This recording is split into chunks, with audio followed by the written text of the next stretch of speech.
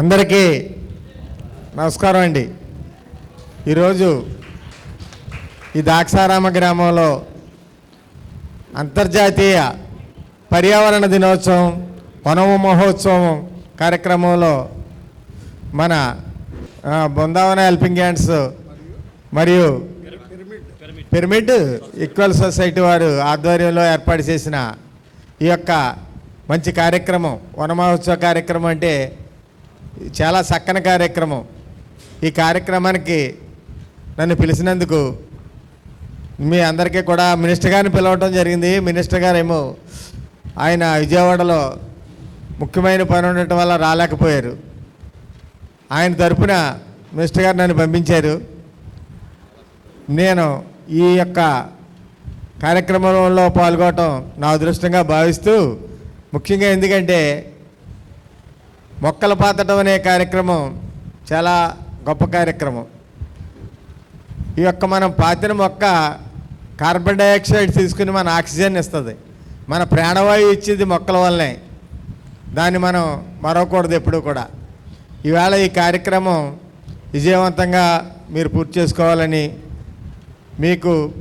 మీరు చేసే ఏ కార్యక్రమం అయినా సరే ప్రజలకు ఉపయోగపడే కార్యక్రమంలో మేము కూడా భాగస్వాములు అవుతామని, మీ హెల్పింగ్ హ్యాండ్స్కి మేము కూడా మీ ఎన్నంటుండి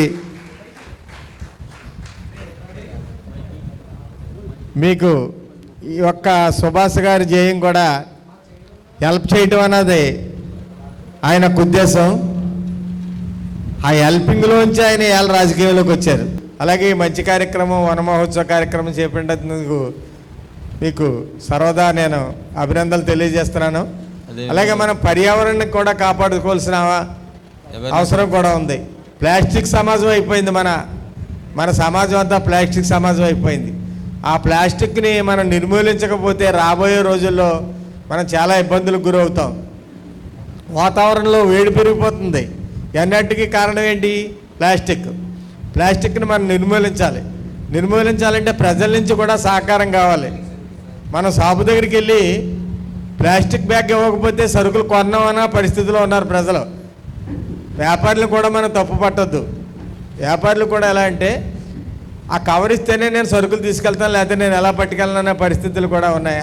ప్రజల నుంచి కూడా అది చాలా మార్పు వస్తే మనం పర్యావరణాన్ని కాపాడుకోవడానికి మన సహాయం మనం కూడా మన నుంచి కావాల్సి ఉంది. కాబట్టి ఈరోజు ఈ కార్యక్రమాన్ని తలపెట్టిన ఈ పెద్దలందరికీ కూడా మరలా నా యొక్క అభినందనలు తెలియజేసుకుంటూ సెలవు తీసుకుంటున్నాను. Thank you sir.